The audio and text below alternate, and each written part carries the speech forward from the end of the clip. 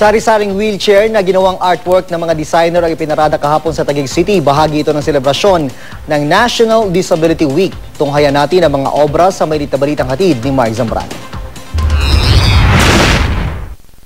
Sa unang tingin, animoy mga float ang mga engranding obrang ito na ikinamangha ng lahat sa Mind Museum sa Taguig. Pero ang mga ito, mga wheelchair pala na kasama sa Mabini Happy Wheelchairs Parade. Ang disenyo ni Leroy New na minsan ang gumawa ng damit na isinuot ni Lady Gaga, halaw daw sa punong balete. The balete in our culture is a kind of like a spiritual place, you know. In Southeast Asian mythology, it's like a place of worship. So it's like kind of like a mobile temple in a way, and a place of healing. May wheelchair din na mukhang kalesa. May mga gawa naman mula sa indigenous Filipino materials. At isang wheelchair na ito na naging kubo, gawa sa mga saklay. Tunay na kamangha-mangha mga disenyo ng mga wheelchair na ito dahil ang dating gamit na konektado lamang sa sakit at kapansanan, ngayon, mga artwork na. Ang lahat ng ito, bahagi ng selebrasyon ng National Disability Week.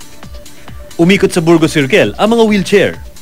Disability is a differently abled person like Apolinario Mabini, who is a patriot, went beyond his disability to come out and help a lot of people. And he was able to work to make sure that men will be in a better place.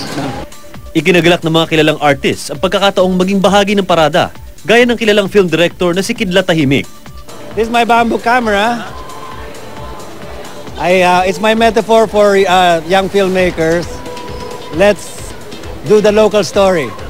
Let's stop copying those formulas of sex and violence from outside. Let's tell the local story of the blind rattan weaver who made his great guardian angel for all weather. Yung depression ay medyo maaalis talaga. Nagkaroon kami ng pagkakataon na makalabas. Magkakaroon din ng 2-week display sa St. Luke's Medical Center sa Global City. Mark Zambrano, GMA News.